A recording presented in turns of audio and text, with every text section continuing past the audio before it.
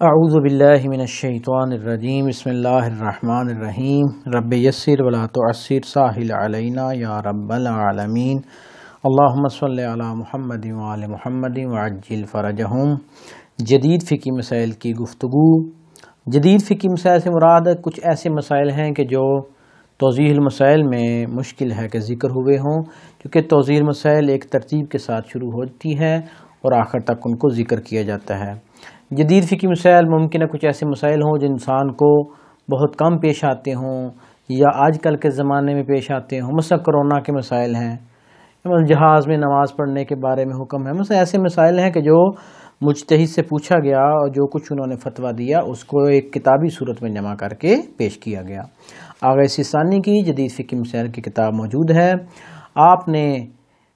جدید فقہی مسائل میں غیر مسلم ملک میں رہنا، اس کے بارے میں تقریباً 18 صفحے کی بحث کی ہے۔ ہم اس مختصر سے کلپ میں اس کی جو مختصر گفتگو ہے اس کو آپ کو بیان کرتے ہیں۔ مسلمان جو ہے عموماً مسلمان ملک میں پیدا ہوتا ہے، وہیں پہ پروان چڑھتا ہے، جس وجہ سے وہ اسلامی تعلیمات سے آگاہ ہوتا ہے۔ فرض کریں کہ ایک مسلمان کسی غیر مسلم ملک میں، کسی کافر ملک میں پیدا ہو تو یقینی طور پر اس ملک کے ماحول، نظریات اس کے اوپر اثر انداز ہوں گے، مگر یہ کہ جن کو اللہ تعالیٰ نے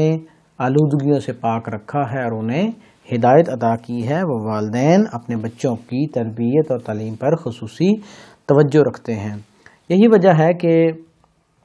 روایات میں ذکر کیا گیا ہے کہ ایک شخص جو غیر مسلم ملک سے کسی اسلامی ملک کی طرف ہجرت کر چکا ہو، دوبارہ غیر مسلم ملک میں جانا اس کے لیے گناہ کبیرہ ہے۔ کب گناہ کبیرہ ہے، ان کی تفصیل انشاءاللہ بیان کریں گے۔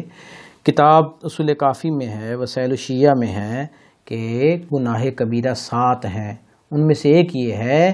کہ آپ اسلامی تہذیب اپنانے کے بعد کسی غیر مہذب غیر مسلم ملک کہ جہاں آپ کو اور آپ کی اولاد کو دین سے دوری کا خطرہ ہے، وہاں آپ دوبارہ جائیں، یہ چیز گناہ کبیرہ میں شمار کی گئی ہے۔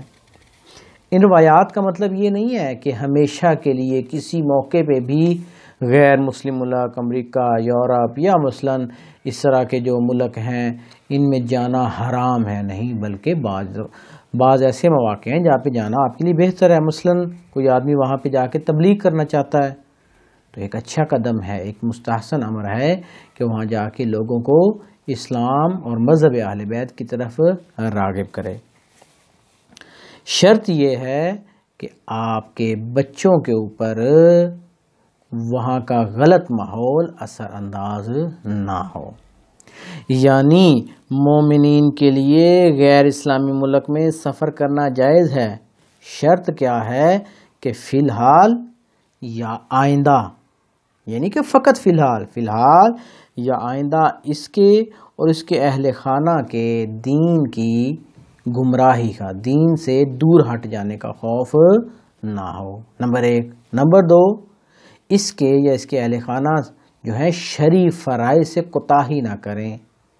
یعنی وہ ایسے معاشرے میں چلے گئے ہیں جہاں نہ کوئی اذان سنتا ہے، نہ کوئی نماز ہوتی ہے، اور یہ بھی مثلا نماز سے دور ہو گئے ہیں، اذان سے دور ہو گئے ہیں اور روزے کا پتہ ہی نہیں ہے، ایسی صورتحال نہ ہو۔ بس اگر سفر کرنے سے کسی امریکہ، یورپ، کینیڈا، لندن، جہاں بھی کسی جگہ بھی سفر کرنے سے دین کو نقصان پہنچتا ہے، آپ یا آپ کے بچے دین سے دور ہو جاتے ہیں، یہ نہیں کہ ابھی دور ہو، ممکن ہے آہستہ آہستہ وہ بالکل دین سے، ابھی مثلا وہ آپ نئے پہنچے ہیں، کچھ نہ کچھ نماز روزہ ہے، 2-4 سال گزرنے کے بعد ایسا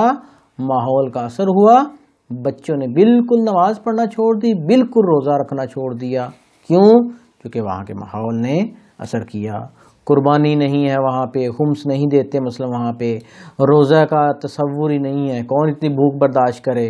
حج کا تصور ہی نہیں ہے، زیارات سے دوری ہے۔ پس جہاں آپ کو اپنے لیے اور اپنے بچوں کے لیے دین کے نقصان تک کے پہنچنے کا خطرہ ہے، دین سے دوری کا خطرہ ہے، تو وہاں آپ کے لیے سفر کرنا حرام ہوگا، چاہے آپ نے تجارت کے لیے کی ہے، چاہے آپ نے رہنے کے لیے کی ہے، چاہے آپ نے وہاں پہ کوئی ڈگری حاصل کرنے کے لیے سفر کیا ہے، اگر وہاں کا برا، فاسد، گناہ والا ماحول آپ پہ غالب آ جاتا ہے جو آپ کو دین سے دور کر دیتا ہے تو یہ سفر آپ کے لیے حرام ہوگا۔ میں ایک اور مثال دوں، مثلا والدین وہاں گئے، بچی بھی وہاں گئی، شروع بچی نے حجاب کیا، آہستہ آہستہ اس کا حجاب اترتا گیا، یہاں تک کہ اسکارف بھی اتر گیا اور بالکل بے حجابی کی صورت میں وہ اپنے آپ کو وہاں پہ زندگی گزارنے لگی، تو یہ چیز جائز نہیں ہوگی۔ یعنی یہ نہیں کہ فقط فی الحال، بلکہ آئندہ بھی اگر آپ دیکھتے ہیں کہ 2-4 مہینے 2-4 سال بعد بھی اگر آپ کے یا آپ کے بچوں کے دین کو خطرہ ہے تو ایسے ممالک کی طرف سفر کرنا جائز نہیں ہوگا۔ بیوی کو پتا ہے کہ میں شوہر کے ساتھ سفر کروں گی اور میرے دین کو نقصان پہنچے گا، تو بیوی کے لیے شوہر کا یہ کہنا ماننا واجب نہیں ہے۔ بالغ اولاد ہے، پتہ ہے کہ اپنے والدین کے ساتھ میں جاؤں تو وہاں پہ مجھے میرا جو دین ہے اس کو نقصان پہنچے گا، سفر کرنا حرام ہوگا۔ دین کی مخالفت سے کیا مراد ہے؟ دین کے خطرے سے کیا مراد ہے؟ 2 چیزیں مراد ہو سکتی ہیں، یا یہ ہے کہ آپ اس ملک میں رہتے ہوئے حرام کام کرنا شروع کر دیں، نعوذ باللہ شراب کی عادت، نعوذ باللہ جنسی جو ہیں زنا جو ہے نعوذ باللہ اس کی عادت، نعوذ باللہ حرام کھانے کی عادت، حرام گوشت کھانے کی عادت، یا آپ واجبات انجام دینے سے دور ہو گئے ہیں، نماز کا فکر نہیں، روزے کا فکر نہیں، حج زیارات وغیرہ ان سے بالکل آپ دور ہو گئے ہیں۔ اگر یہ 2 چیزیں آپ کو یا آپ کے بچوں کے اندر آنے کا خطرہ ہے، ڈر ہے، ابھی یا فی الحال یا آئندہ، تو آپ کے لیے ایسی جگہ پہ رہنا مناسب نہیں ہے۔ اگر کوئی پتہ ہے، کوئی بندہ چلا گیا، اسے یقین ہے کہ مجھے یا میرے بچوں کے دین کو خطرہ ہے، تو اس کا واپس اپنے اسلامی ملک میں آ جانا